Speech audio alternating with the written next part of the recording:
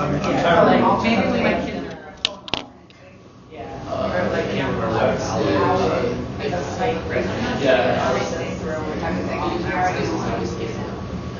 I wonder if it's like a stage of. Can we use devices? No, for parts.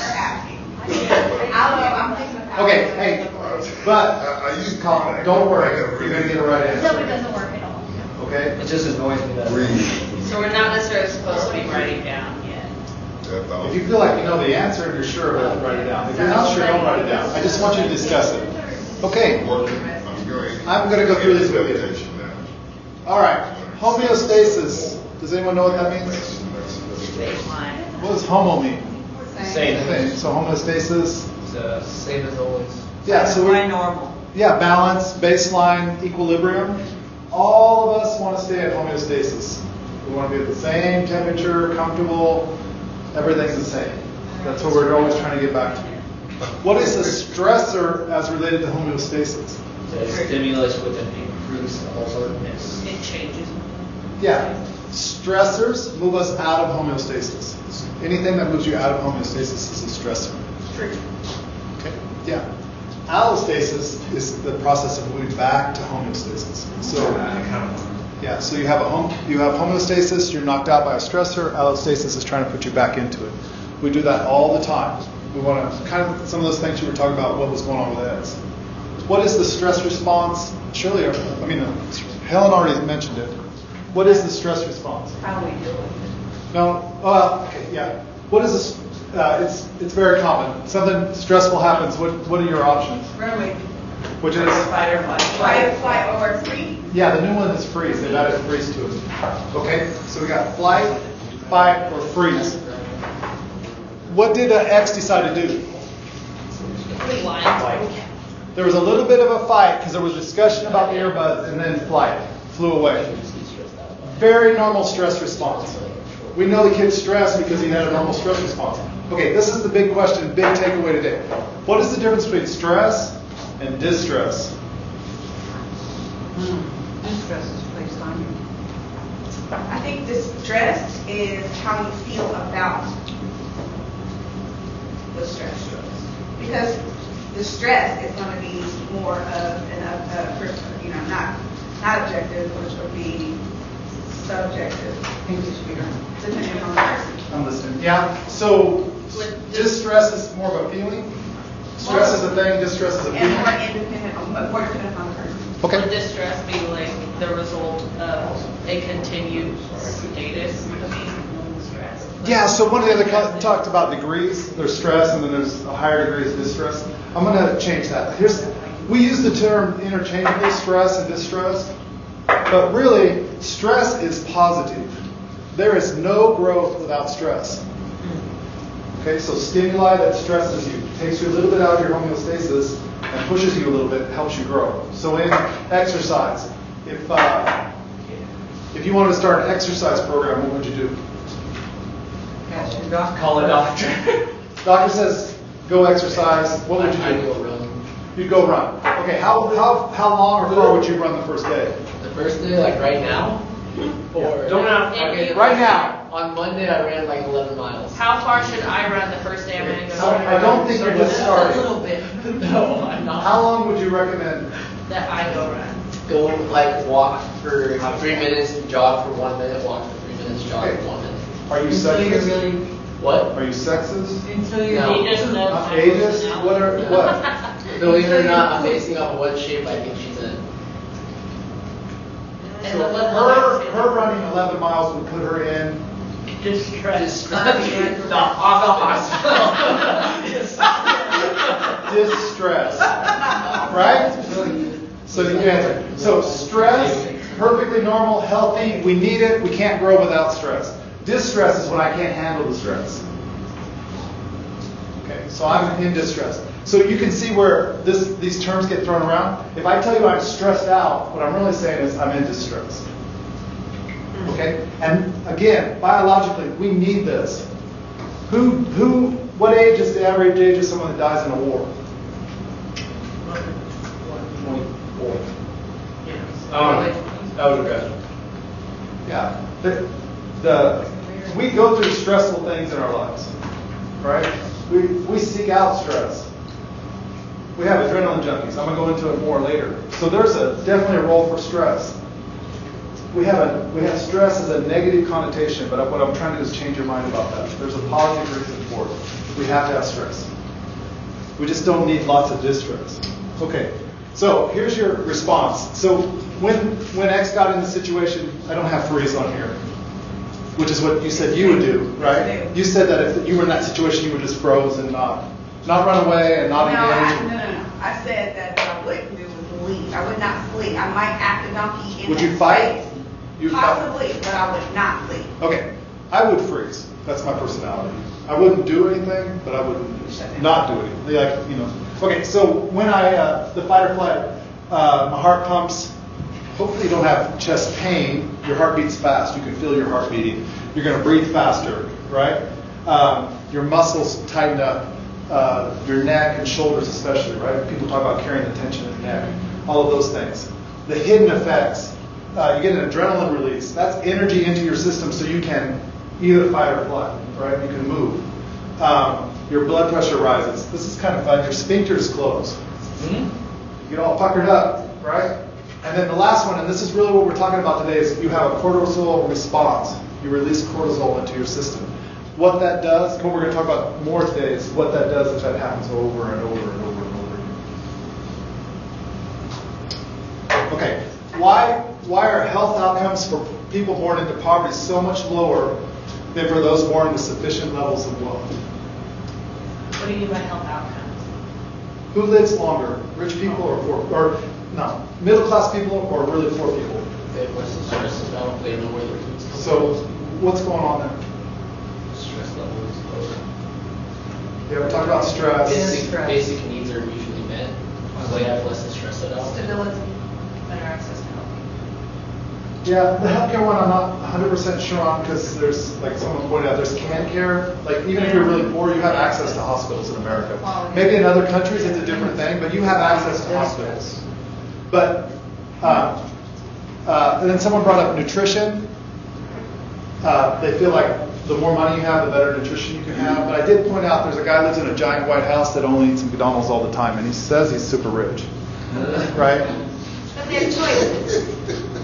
I mean, they can choose to eat Well, McDonald's. what's interesting to me is when I was growing up, if you were poor, you had a garden. Now, if you're poor, you don't have a garden. Rich people have gardens.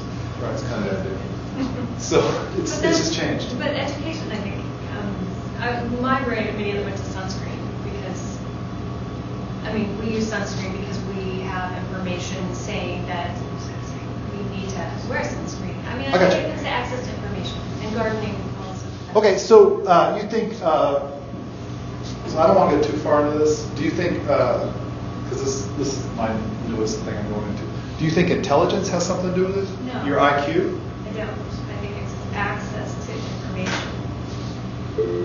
But higher IQ means I can process that information. No, I think it's the word is access versus process. Okay. Anyway, you're not disagreeing with me, right? We understand this. So one of the things. Sorry. Oh, oops. Go back. So, well, that was one. All right. So what we're talking about here, here's the article plus the book. What is chronic stress, which means, remember that cortisol response? What does that do with you over time? So chronic means every day, over and over, longer and longer. Another way to think about it is the 10 trauma-informed instruction type stuff. When you give that survey and those kids are way over 5 on that day, you know they're living in chronic stress all the time, right? Again, on the poverty thing, what percentage of Americans can deal with a $500 setback? So something happens in their life, it costs $500, and they have access to $500 of their own money or could borrow $500 from a relative. What percentage of Americans have access to $500 today if something happens? 50. So 50% of Americans don't, or 49% do not have access to $500 today if something happens. Which means mom's coming to pick me up at school, the tire blows out, and I'm homeless because the tire goes out. I don't have money to fix the tire. Mom can't get to her job. Mom gets fired from the job because she can't get to it. We don't have money. We get thrown out. We have to make a decision between food and rent. We buy food and then we get thrown out of our house and we're homeless. All for a tire blow. That kind of stress every day, and you know that's happening in the school. And the students that we have in high school are dealing with it at almost like they may be the adult in the house, right? They're dealing with it as if they were adults, even if they are children. And if you think about 49%, that means that we could have, we have adults in our building that struggle with that. Okay. Yeah, which I mean, if we have people who work here who are stressing because we have snow days because they can't pay their bills. Exactly. Or you went from a 2-parent household to a 1-parent household where suddenly we're divorced or someone goes to school or there's a serious medical emergency or whatever. Yeah. I mean, most people are one medical emergency away from disaster. Well, the shutdown showed us that. Yeah. So this is I think it's very intense at Highland Park High School, but it's intense across the country. So it's living paycheck to paycheck and not being sure, which we'll go into. So this is what happens to your brain. This is what's happening to the students' brains that are under this chronic stress. They have atrophy of the hippocampus, which means this leads to memory loss, difficulties learning, and difficulties regulating emotions. So think about the students that we have, and I guarantee you can think of kids that have that issue. Okay, so going back, they're not bad. We might have decided they were bad kids. Maybe it's something else. Maybe there's a biological reason. Maybe their hippocampus isn't developing because they're under all this stress all the time. So basically what's going on there is the neurons aren't being formed, aren't living as long, and aren't thriving. So it's a neurological thing. That's why the hippocampus is getting smaller. It's atrophy. The next one is, we have gray matter and white matter. Gray matter is what we use to process. It's the computing, the decision making. When you're under a lot of stress all the time, chronic stress, gray matter decreases, and white matter, which is the connections, which you think might be a good thing, increases. But what happens is the melanin sheath around the neurons grows, which makes them harder. Things don't move as fast. The neurons aren't firing as fast, which makes it difficult to learn and to retain. So less gray matter, more white matter. The next, you have an increase in anxiety. The increased anxiety, worry, leads to amygdaloid expansion. The amygdala is how you detect threats in your life. So you walk around with a heightened state of threat all the time.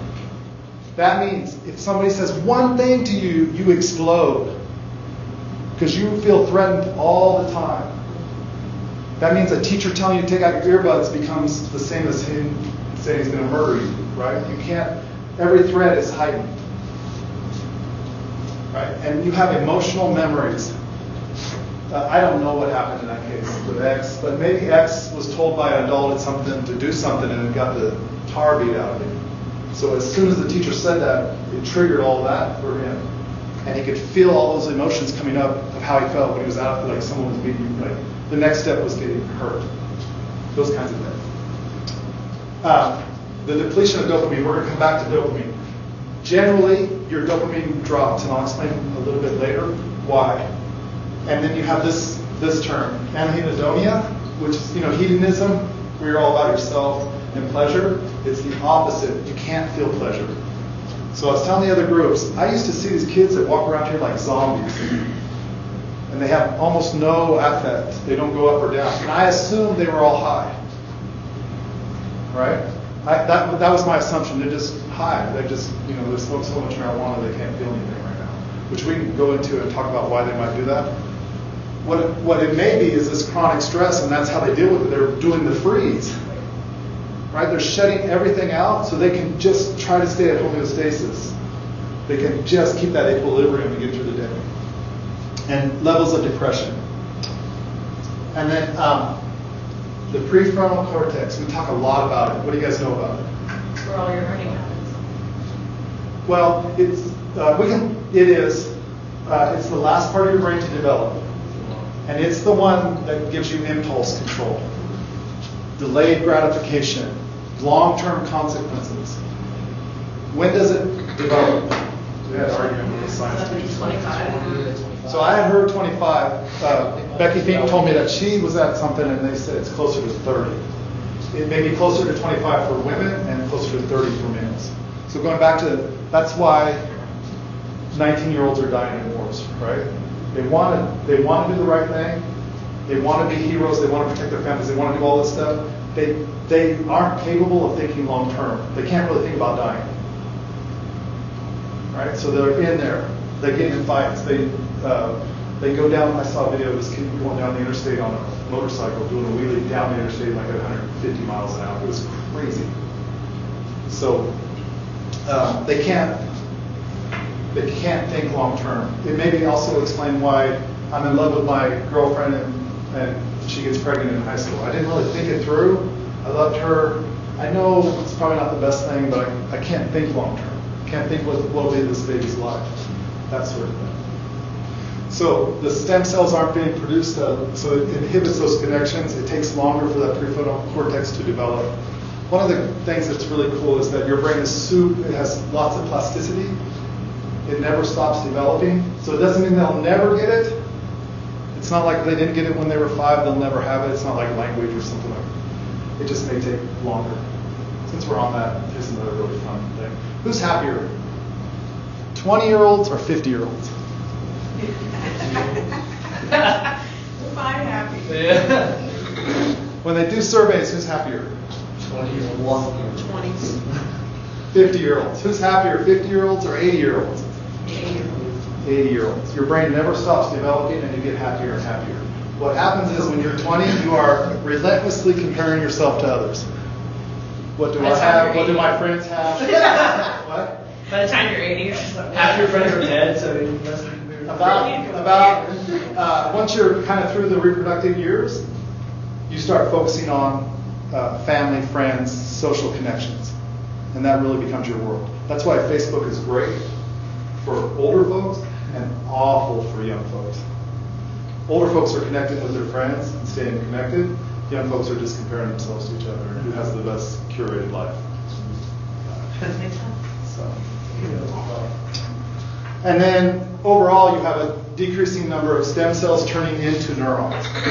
Overall, you have fewer neurons to send signals around your body. All right. So, going back to the dopamine thing.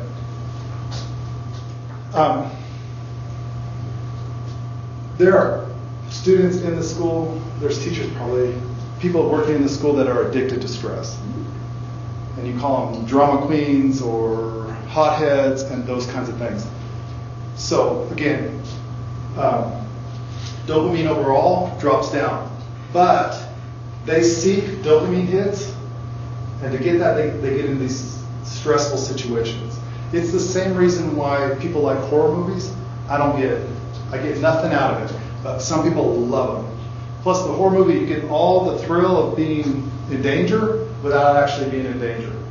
Which is exactly what happens at school with fights. Right? We have all the yelling and commotion and maybe some fighting, but we know some adults are going to step in. So it's a safe place to fight in a way. Right? It's all of that stuff. And so they seek out this. So I don't know what happened with X, but maybe slamming his book, making a show, and storming out of the room sent that dopamine, that stress. He's a stress addict. He likes that stress. And it shot through his body and he got a little thrill out of it. And if you live in a situation that's stress, you're going to develop a stress addiction. It changes your homeostasis. Your homeostasis is high alert. Yeah. So if I don't have high alert, I'm not okay. Maybe. Yeah. Again, I'm not a neuroscientist. I'm just telling you this stuff. When I read the book and thought about the situation here, it's like, oh, okay, these aren't bad kids. There's some things going on in their brains. These might be some biological reasons, so we don't have to, again, we don't have to claim it's their character. We can say, hey, these are some things that might be going on with their brain. So, Miss Kirk thought I was done here. She goes, Roger, what? Okay, thanks. What are we going to do with this? So, that's the next part. I don't have any, there's not really easy answers, but we can talk about it. Oh, I'm sorry. Going back to this, we've kind of talked it through. Can you see why X might have done this now? And it may have something to do with his chronic stress. I know him fairly well. He does not live with his parents.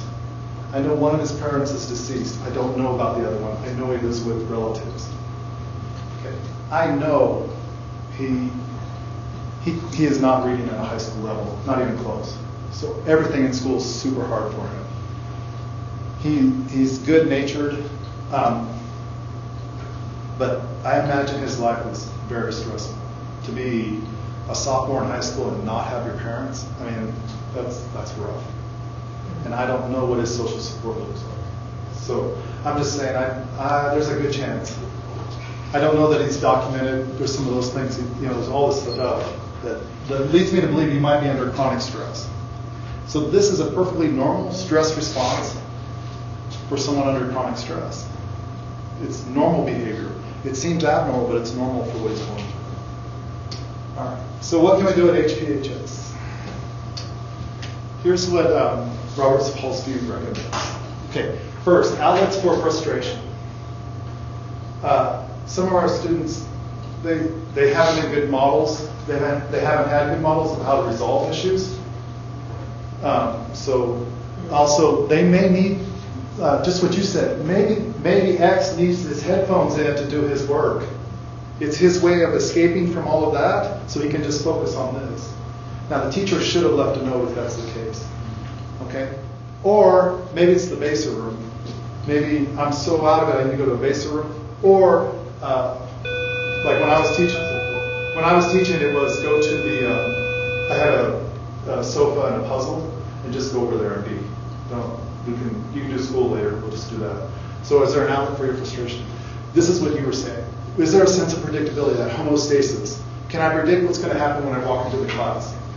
Does the teacher have good routines, or does the teacher throw things at me and make me do this and that and order me around, and I never know what's supposed to be expected of me? And do I have any control? High school students especially want to have some control. They don't want to be in control of the class, but they would like to be in control of when they get their work done or what work they do and those things. And that a substitute teacher coming in isn't trying to take control away from them. And this is really big. They have to have hope, and we have lots of students with very little hope. They're not sure that's going to get better. I definitely remember teaching here and students telling me, I don't know, Mr. Lovegar, I don't know if I'm going to make it to 25. My brother and my dad are in jail. I may end up in jail. I don't know. So I'm just having fun now because I don't know what. So this idea that life will get it better is something that we can work on with them. And then this is the biggest piece for me. The biggest piece of all is social support. And this goes for teachers and people working in the building and students. When you're going through stress, you need social supports. So it would have been great in that class if one of his classmates had seen him in distress with the teacher and come over and said, our teacher lets him listen to music, or I will work with you on this, let's work together. If the team building had gone on, the cooperative learning, the team building, the class building, those kinds of things, or kids feeling like they can take care of other kids in the building, that would have been huge. The reason that X didn't act out more is I was his social support there. He was dying. He was so angry, but he didn't act out inappropriately because I was there and I was saying to him, hey, can you do this? Go ahead and take your earphones off. The substitute just is trying to make the rules for everybody. He was trying so hard that he just couldn't hold it together and just split. That was the life part. So I wasn't enough social support to get you through that.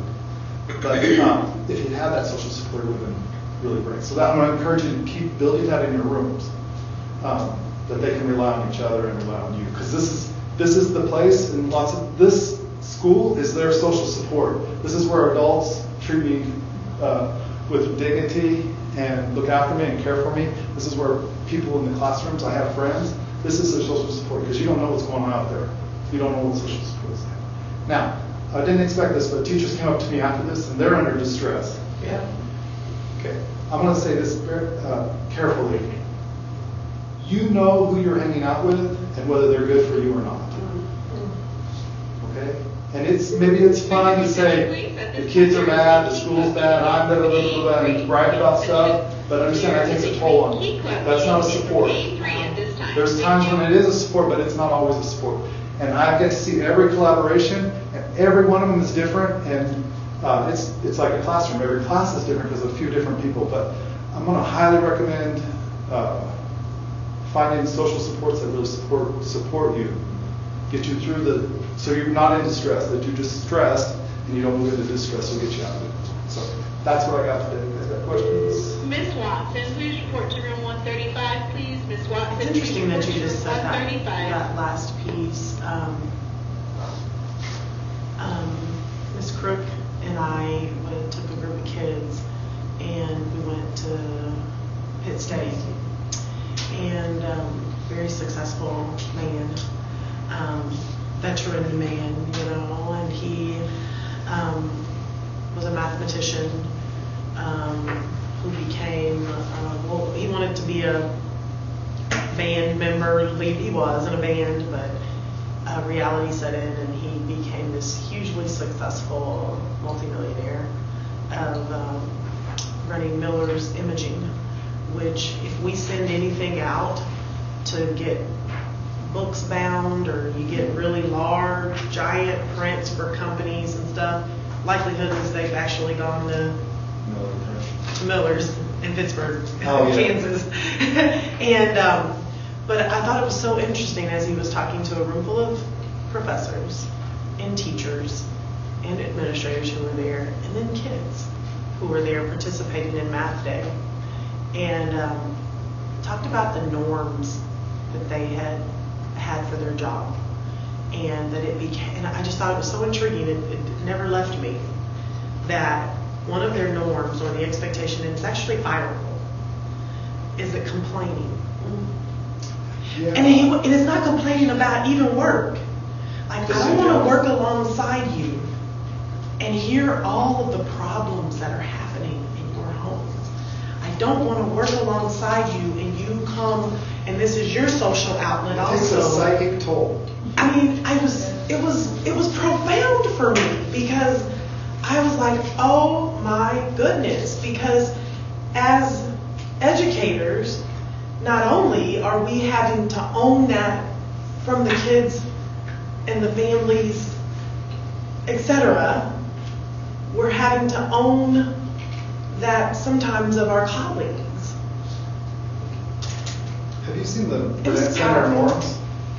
Say that again? The Burnett Center norms, meeting norms? No.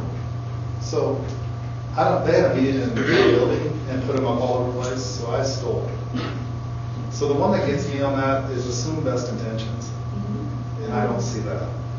Everybody assumes worst intentions. They assume this teacher's out to get me, or this teacher's out, this student. This principal's out to get me. This superintendent, this instructional coach, this whoever is out to get me, and that's been so it's related to what you're saying. It's that powerful thing of wait, everybody's doing the best they can. Yeah. Let's not go right to complaining or being negative about it. Let's see what's going on. Yeah. So we tried it with our meetings, with the LO meetings, to start with the norms. We started doing that. So. Just a reminder, just like, wait, let's clear our thoughts. This is our focus. Can I just make a personal statement, guys? I guess it goes along with stress response talk. In fact, it's about timely. Oh yeah, and it's late. You guys gotta go. I just wanted to let you guys know before you see an email. So a couple of weeks ago, my wife had gallbladder surgery,